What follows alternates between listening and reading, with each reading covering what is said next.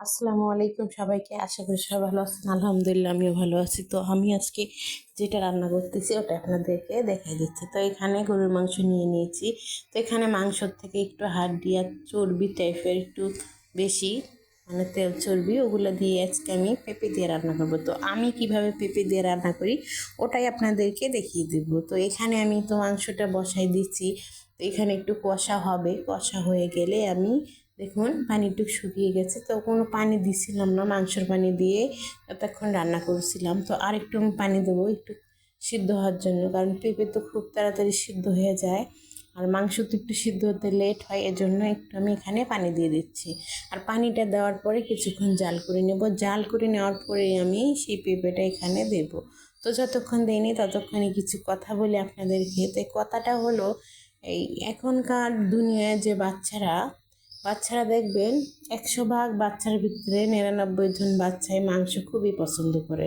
তো মাংস যারা যেসব বাচ্চা পছন্দ করে তাদের উদ্দেশ্যই আমি বলি যে আপনারা মারা যারা আছেন তারা পাশাপাশি একটু সবজিও দিবেন। যেমন এটা আমি এখন পেঁপে দিয়ে মাংসটা রান্না করব।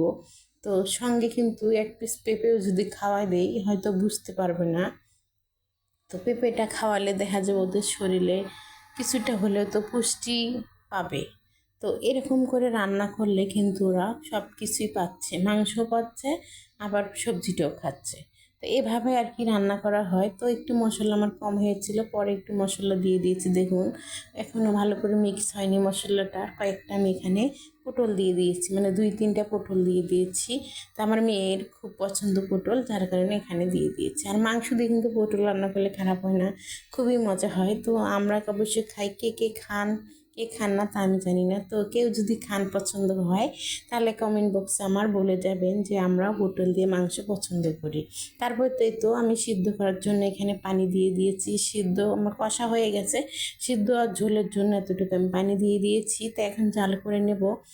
জাল করে নেওয়ার পরে আমি এই দেখুন পানি এখনও আছে, তো একটু ঝোল সহ আজকের মাংসটা আমি নামিয়ে ফেলবো, কারণ ঝোল না হলে খেতে চাইবে না বাচ্চারা। এই তো আমার তরকারিটা রেডি হয়ে গেছে। তো কার কাছে কেমন লাগছে অবশ্যই আমাকে কমেন্টে কিন্তু জানাবেন। আল্লাহ হাফেজ, সবাই ভালো থাকবেন।